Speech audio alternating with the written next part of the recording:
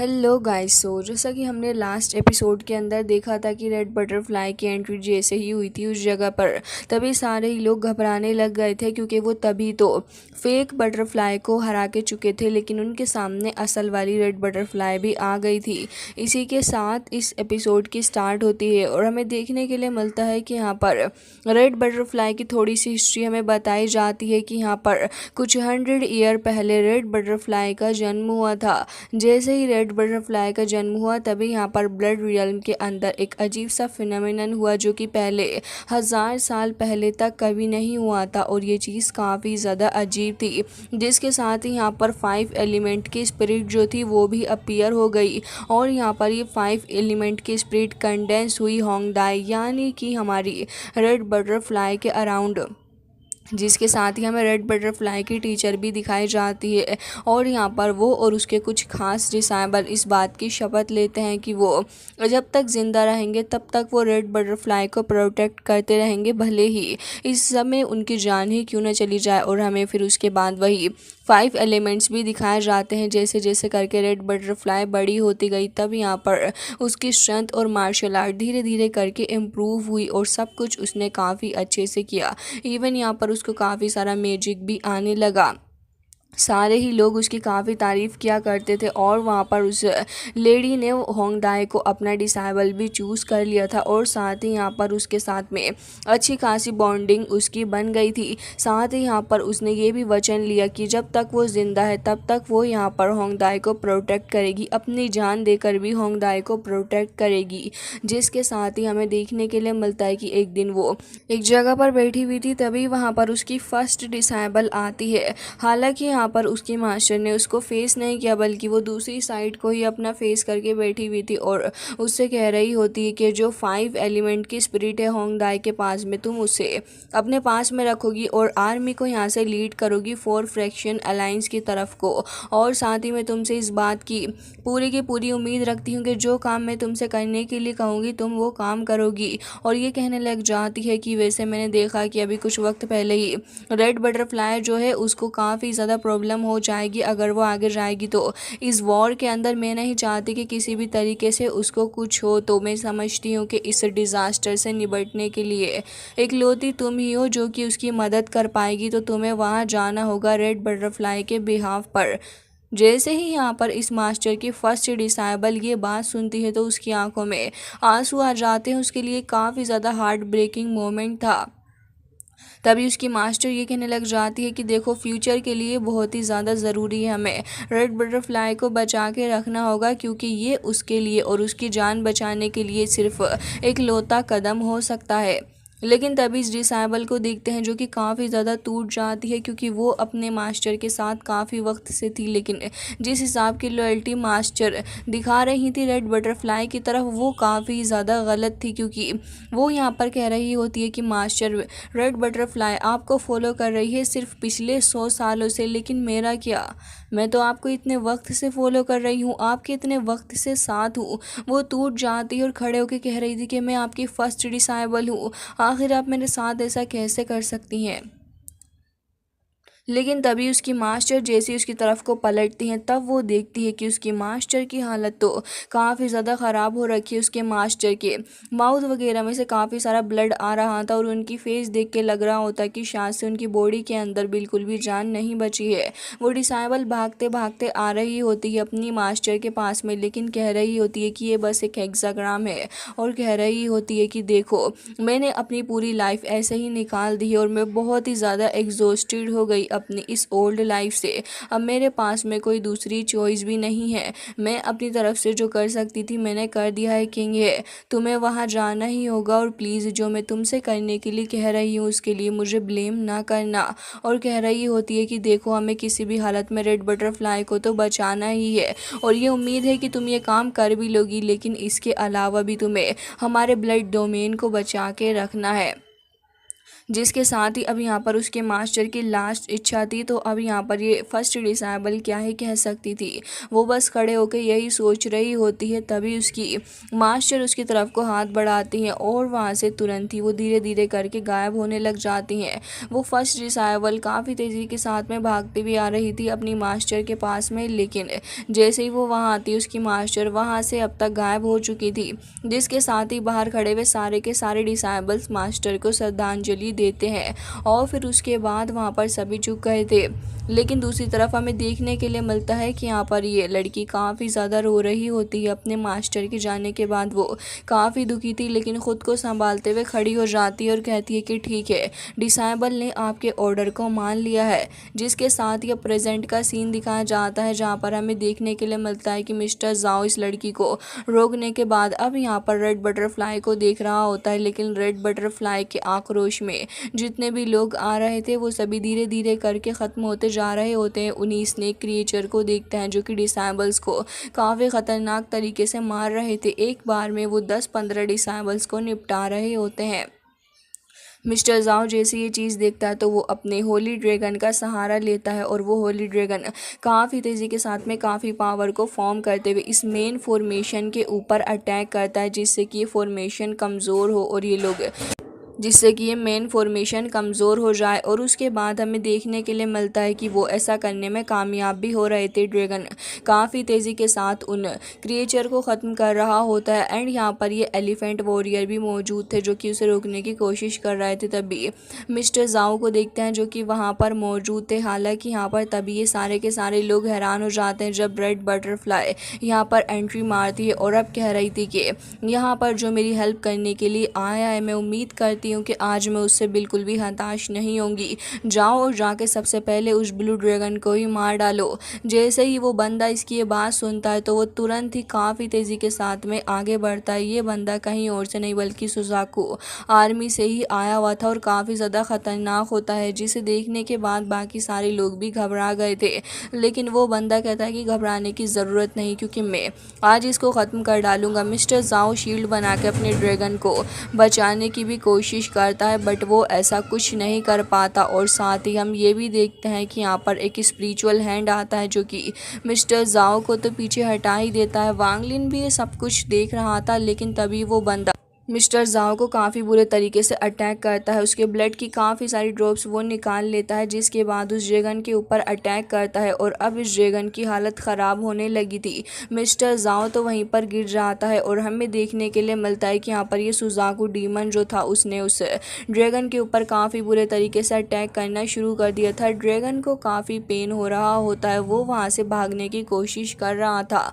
लेकिन तभी ये बंदा कहता है कि नहीं, तुम्हें परेशान होने की ज़रूरत नहीं क्योंकि आज के बाद से तुम्हें तो इस वर्ल्ड को प्रोटेक्ट करना ही नहीं पड़ेगा। ड्रैगन को काफ़ी पेन हो रहा था लेकिन एक स्प्रीच क्रेक के थ्रू उसकी सोल को वहाँ से ले जाता और उसकी बॉडी वहाँ पर स्टोन्स के अंदर तब्दील होकर वहीं गिर गई थी। जैसे ही आसपास के कल्टीवेटर्स ये नज़ारा देखते हैं तो वो घबरा चुके थे और अब वो यहाँ से भागना शुरू करते हैं काफ़ी सीरियस होकर, क्योंकि कंट्री को प्रोटेक्ट करने वाला ड्रैगन ही यहाँ नहीं रहा तो अब इनका क्या ही होएगा। वांगलिन भी सब कुछ देख रहा था और कह रहा था कि ये तो काफ़ी ख़तरनाक सिचुएशन है। साथ ही हमें देखने के लिए मिलता है कि कुछ कल्टीवेटर्स यहाँ पर मारे भी जा रहे थे लेकिन आधे से ज़्यादा भी यहाँ से भागने लगे होते हैं। लेकिन तभी रेड बटरफ्लाई जो कि यहाँ पर मौजूद काफ़ी सारे लोगों के ऊपर बहुत ही ज़्यादा गुस्सा थी। सबसे पहले तो वो अपने 5 एलिमेंट की पावर का इस्तेमाल करते हुए उस बेल के थ्रू अपने सारे ही बीस्ट को आज़ाद करवाती है, जहाँ पे एक करके सारे ही बीस्ट आज़ाद हो गए थे। लेकिन वो ये नोटिस करती है कि यहाँ पर उसका एक एलिमेंट मिसिंग है। ये देखने के बाद तो वो थोड़ी हैरान थी और यहाँ पर एक बेल को भी तोड़ती है लेकिन उसका अर्थ वाला एलिमेंट नहीं मिल रहा था। तभी हमें देखने के लिए मिलता है कि वो लाइन आगे बढ़ता है और तुरंत ही यहाँ पर एक एल्डर के ऊपर अटैक कर देता है। और ये एक बीस्ट इतना ज़्यादा पावरफुल है कि अकेला एक एल्डर के ऊपर अटैक करके उसको ख़त्म करने के लिए इनफ है, जिसके साथ बाकी सारे बीस्ट भी ऐसे ही तबाही मचाने लग जाते हैं और यहाँ पर किसी भी कल्टीवेटर्स को छोड़ने का नाम नहीं ले रहे थे।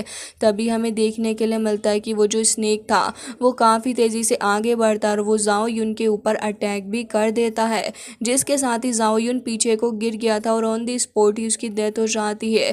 पीछे से हमें देखने के लिए मिलता है कि एक और एल्डर के ऊपर फायर एलिमेंट बीस्ट अटैक करता है, जिसके बाद हमें देखने के लिए मिलता है कि एल्डर अपनी पूरी कोशिश कर रहा था। दूसरी तरफ से कुछ और लोग भी उसे मार रहे होते हैं। वो खुद को बचाने की कोशिश कर रहा था, बट इसका कुछ फ़ायदा नहीं हुआ क्योंकि बाकी सारे लोगों ने आके उसे भी ख़त्म कर डाला और वो भी वहीं पर गिर जाता है। जिसके साथ ही यहाँ पर फोर फ्रैक्शन अलाइंस ऑलमोस्ट काफ़ी ज़्यादा अंधकार में जाती नज़र आ रही थी, क्योंकि फोर फ्रैक्शन अलाइंस से अब कोई भी ज़िंदा बच नहीं पा रहा होता। और साथ ही हमें देखने के लिए मिलता है कि बड़े बड़े एल्डर्स ऐसे ही मौत को प्यारे हो रहे होते हैं। वांग लिन भी सब कुछ देख रहा था और कह रहा होता है कि फॉर्चुनेटली हेवन एंड अर्थ की जो एनर्जी थी वो मेरे पास में, अदरवाइज वरना तो मैं यहाँ पर सर्वाइव ही नहीं कर सकता था। वांग लिन को भी इस जगह की सीरियसनेस समझ में आ रही थी और कह रहा होता है कि जाओ वुताई ने भी बैटल फील्ड को इस तरीके से छोड़ा है। साथ ही वांग लिन तुरंत ही अपने उसी हेड को निकाल लेता है, क्योंकि अब सिचुएशन काफ़ी वर्स्ट होने वाली है। जिसके साथ ही हमें देखने के लिए मिलता है कि यहाँ पर वांग लिन जो था वो अभी उसी केव में होता है, लेकिन तभी जाओ वुताई को देखता है जो कि केव के पास में वहीं छिपा हुआ था। जिसके साथ ही जाओ वुताई भी वहीं मौजूद होता है और जैसे ही वो देखता है कि यहाँ पर कोई मौजूद है तो वो अपनी पावर को भी इकट्ठा करने लग जाता है। वो वांग लिन को अपना दुश्मन समझ रहा था और कैप की वजह से नहीं पहचान रहा था कि ये कौन है, लेकिन वांग लिन यहाँ पर आगे बढ़ता है और हमें देखने के लिए मिलता है कि वांग लिन को देखने के बाद वो तुरंत ही अपनी पावर को ख़त्म करता है और कह रहा था कि मैंने ये एक्सपेक्ट नहीं किया था कि तुमसे यहाँ पर मुलाकात होगी ब्रदर वांग। और साथ ही उसकी हालत काफ़ी ख़राब थी। तभी वांग लिन को नज़र आ जाता है कि यहाँ पर उसकी जो बेल्ट है उसके अंदर से कुछ एनर्जी निकल रही है और तभी जाओ वुताई भी उस एनर्जी की तरफ को देखने लग जाता और कह रहा था कि ये रैन कॉल्ड्रन, शायद तुम इसकी तरफ को देख रहे हो, मैं इसे अफोर्ड ही नहीं कर सकता वो अपने पास में रखना। इसकी वजह से पूरी की पूरी फोर फ्रैक्शन अलायंस की हालत हो गई। हमारी पूरी की पूरी फोर फ्रैक्शन अलायंस तक इसको रखना अफोर्ड नहीं कर पाई। ब्रदर वांग, मुझे लग रहा है कि शायद आपको ये चाहिए, तो फिर ठीक है मैं आपको इसे दिए देता हूँ। और वो काफ़ी इज्जत के साथ में वांग लिन को ये चीज़ दे देता है और कह रहा था कि ठीक है अभी तुम्हारी डेस्टिनी के ऊपर डिपेंड करता है कि अब आगे क्या होगा। और वो काफ़ी ज़्यादा थक चुका था तो फिर वहीं पर वो बैठ जाता है। हालांकि वांग लिन को देखता है जो कि यहाँ से चला गया था, लेकिन उसके लिए एक एलिक्सर छोड़ के जाता है। जिसके बाद वांग लिन कहता है कि एलिक्सर तुम अपने पास में रख लो, ये हेल्प करेगा तुम्हें रिकवर करने के लिए। और अब वांग लिन वहाँ से निकल जाता है काफ़ी तेज़ी के साथ में। हालांकि हमें देखने के लिए मिलता है कि जैसे ही वांग लिन वहाँ से जा रहा था तभी वांग लिन को समझ में आ जाता है कि यहाँ पर कुछ ना कुछ बड़ी प्रॉब्लम होने वाली है। वांग लिन के सामने काफ़ी ज़्यादा ख़तरनाक सा बड़ा सा टार आके खड़ा हो जाता है। वांग लिन पीछे को हट गया था, लेकिन तभी एक एल्डर लेडी वहाँ जाती है और तुरंत ही अटैक करते हुए वांग लिन से कहती है कि मैं तुम्हें ज़िंदा नहीं छोड़ूंगी। वांग लिन वहाँ से बच जाता है, लेकिन उसके अटैक्स काफ़ी ज़्यादा स्ट्रॉन्ग थे। वांग लिन अपनी स्पीड का इस्तेमाल करते हुए वहाँ से बचने की कोशिश तो कर रहा था, बट वो ऐसा कर नहीं पा रहा होता। जिसके साथ ही वांग लिन यहाँ पर तुरंत ही टैंग फैमिली के उन सारी डीमंस को निकाल लेता है जो कि अब चले गए थे उस लेडी की तरफ को अटैक करने के लिए। लेकिन उस लेडी को देखता है जो कि तुरंत ही अपनी आइस चेन्स को बाहर निकालती है और धीरे धीरे करके इन डीमंस को पकड़ लेती है। हालांकि वो भी काफ़ी तेज़ी से इसकी चेन से निकल के आगे बढ़ने की कोशिश कर भी रहे होते हैं, लेकिन ये लेडी बहुत ही ज़्यादा शातिर थी और वो तुरंत ही यहाँ पर इन लोगों को वापस से पकड़ लेती है और ऑन दी स्पॉट ही उनको ख़त्म करने वाली थी। लेकिन इससे पहले ही वांग लिन उनको ब्लास्ट कर देता है और जैसे ही यहाँ पर वो ब्लास्ट होते हैं तो वांग लिन को मौका मिल जाता है वहाँ से एस्केप करने का और वांग लिन काफ़ी तेज़ी के साथ वहाँ से निकल लेता है। लेकिन लेडी कहती है कि तुम यहाँ से बिल्कुल भी नहीं भाग सकते हो। जिसके साथ ही वांग लिन वहाँ से निकल के काफ़ी ज़्यादा दूर आ रहा होता है, लेकिन वो नोटिस करता है कि टावर तो उसके सामने एक बार फिर से आ गया है और अब वो लेडी काफ़ी गुस्से से आगे बढ़ रही होती है। जैसे जैसे वो आगे बढ़ रही थी वैसे ही यहाँ पर वांग लिन की तरफ को काफ़ी सारे आइस क्रिस्टल्स भी आगे बढ़ रहे होते हैं। तभी वांग लिन टैंग फैमिली के एक और काफ़ी ज़्यादा स्ट्रॉन्ग डीमन को बाहर निकालता है और अब वो डीमन जो था वो वांग लिन को प्रोटेक्ट कर रहा था और वांगलिन कह रहा होता है कि लेडी बहुत ही ज़्यादा स्ट्रांग है और ये डीमन बॉडी इसको ज़्यादा देर तक नहीं रोक पाएगी, मुझे यहाँ से बाहर निकलना होगा। और कह रहा होता है कि अगर आज मैं यहाँ से बाहर नहीं निकल के जा पाया तो फिर मेरे लिए काफ़ी प्रॉब्लम है। वो तुरंत ही यहाँ पर उस डीमन के ऊपर अपनी काफ़ी सारी पावर को डालता है, जिसके बाद हमें देखने के लिए मिलता है कि डीमन काफ़ी तेज़ी से आगे बढ़ता है लेडी के ऊपर अटैक करने के लिए। लेडी तुरंत ही एक फॉर्मेशन बना लेती है, जिसके बाद वो यहाँ पर उस डीमन को सारी फॉर्मेशन के थ्रू रोकने की कोशिश कर रही होती है।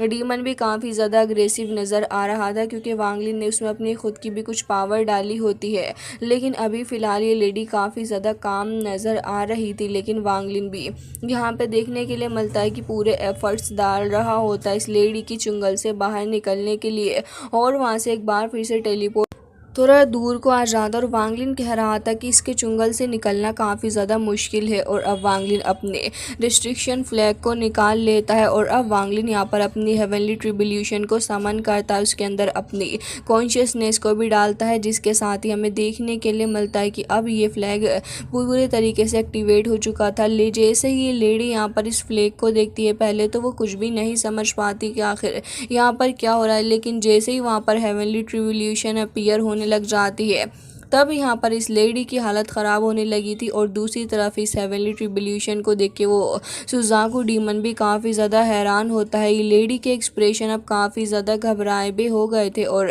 डरते हुए वहाँ से निकलने की कोशिश कर रही थी, लेकिन अब क्या ही फ़ायदा। जिसके साथ ही अब हमें देखने के लिए मिलता है कि यहाँ पर वांगलिन हेवनली ट्रिब्यूलेशन को रेडी कर लेता है। लेडी अब काफ़ी ज़्यादा डर चुकी थी, तुरंत ही अपने टार के अंदर चली जाती है और अपने आप को बचाने की पूरी कोशिश कर रही थी, लेकिन अब इसका क्या ही फ़ायदा। वांगलिन अपने फ्लैग को लेता और काफ़ी तेज़ी के साथ उसके टावर के ऊपर ही फेंक के मार देता है, जिसके बाद उसका टावर ही ब्लास्ट कर जाता है और साथ ही काफ़ी ज़्यादा दूर तक ये ब्लास्ट फैलता भी है, क्योंकि वो हेवनली ट्रिब्यूलेशन के थ्रू जो अटैक हुआ था। जिसके बाद हम देखते हैं कि यहाँ पर वांगलिन के खुद के मुँह से भी ब्लड आ रहा होता है, और वांगलिन देखता है कि यहाँ पर काफ़ी बड़ा सा एक गड्ढा भी हो गया है। लेकिन तभी वांगलिन नोटिस करता है कि यहाँ पर कोई और भी आ रहा है, तो वांगलिन तुरंत ही तियानिन पल के अंदर जाके छिप जाता और कह रहा था कि ओ नो, ये तो यहाँ पर वो डीमन आ रहा है कि उसने इस क्लाइमेटी को नोटिस कर लिया। तभी हम देखते हैं कि वो डीमन यहाँ पर आ जाता है और कह रहा था कि डियर फ्रेंड, आप कहाँ पर है? मैं चाहता हूँ कि आप यहाँ पर एक बार फिर से आएँ और इस हेवनली ट्रिब्यूलेशन को मेरे ऊपर इस बार कर दो। वांगलिन इस पागल आदमी की बातें सुन के थोड़ा हैरान होता और कह रहा था कि क्या ये मेरी हेवनली ट्रिब्यूलेशन को झेल सकता है? इसको मेरी हेवनली ट्रिब्यूलेशन की ज़रूरत है। जिसके साथ ही वांगलिन इसके बारे में सोचने लग जाता है, लेकिन तभी यहाँ पर हमें देखने के लिए मिलता है कि वांगलिन उसकी कोई भी मदद नहीं करता और ये सीन कट हो जाता है। और उसके बाद हमें डायरेक्ट ये बताया जाता है कि इसी तरीके से पूरी की पूरी 4 फ्रैक्शन अलायंस ही हार चुकी थी, क्योंकि जब सारे ही अदर कल्टीवेटर्स जितने भी एल्डर्स थे वो सभी मारे गए, तो अब भला कैसे 4 फ्रैक्शन अलायंस का नाम इस जगह पर रह सकता था। स्नो एंड मून कंट्री का नाम यहाँ पर आ गया था, और साथ ही जितने भी मॉन्क्स वगैरह थे वो वहाँ से भागने की कोशिश तो कर रहे थे, लेकिन जो भी ब्लड डोमेन की चपेट के अंदर आता वो सारे के सारे ऐसे ही मारे जाते। हालांकि काफ़ी सारों ने अपनी आइडेंटिटी को हाइड कर लिया और यहाँ पर अलग तरीके से रहने लगे, लेकिन ज़्यादा की तो हत्या ही हो गई। जिसके बाद डायरेक्ट अब 5 साल बाद का सीन हमें दिखाया जाता है, जहाँ पर वांगलिन अभी उस तियानिन पर्ल के अंदर था, और हमें देखने के लिए मिलता है कि वांगलिन ये कह रहा था कि इस पर्ल ने हेवन एंड अर्थ की ग्रेट एनर्जी एंड एट्रीब्यूट्स को अपने अंदर कंज्यूम कर लिया है। जिसके साथ ही वांगलिन ये भी कह रहा था कि वैसे यहाँ पर इसके अंदर ट्रेसेस भी हैं कुछ स्पिरिचुअल पावर के। हालांकि वांगलिन ये कह रहा होता है कि वैसे ये जो 5 एलिमेंट हैं ल्यूमिनस है, और साथ ही इनकी खुद की जो एनर्जी है वो इनके अंदर मौजूद है।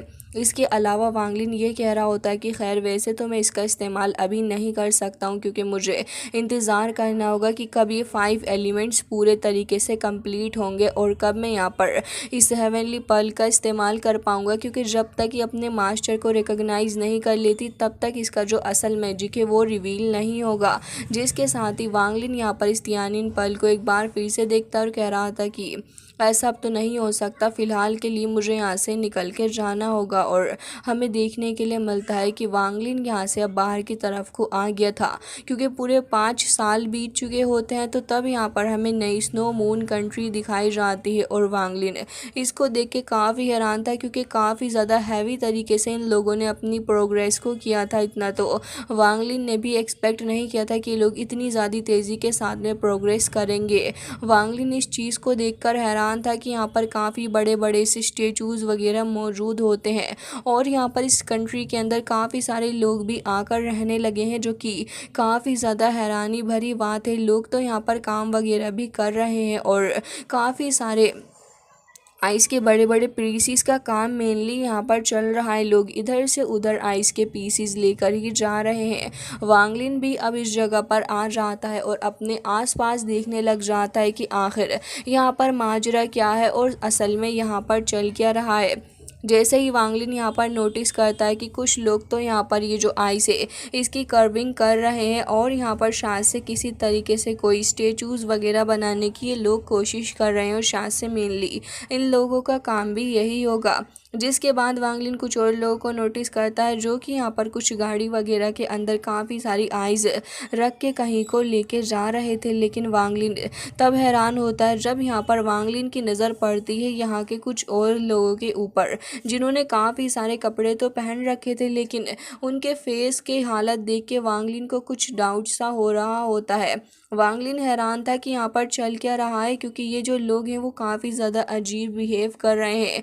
मोटर वांगलिन उन लोगों को काफ़ी ध्यान से देखने लग जाता है, जिसके बाद वो अपने आसपास और भी काफ़ी सारे लोगों को नोटिस करता है। लेकिन जब वो उन लोगों को देख रहा था तो काफ़ी ज़्यादा एक्सप्रेशन लेस ये लोग नज़र आ रहे होते हैं। कोई भी एक्सप्रेशन इन लोगों के फेस के ऊपर नहीं था। वांगलिन ऐसे ही करते हुए काफ़ी सारे लोगों को और देखता है अपनी स्पिरिचुअल पावर के थ्रू और वो डिटेक्ट करता है कि इन सभी की हालत तो बद से बदतर नज़र आ रही है। ना फेस पे कोई एक्सप्रेशन है और ना ही इनकी हालत देखने में बिल्कुल ठीक नज़र आती है।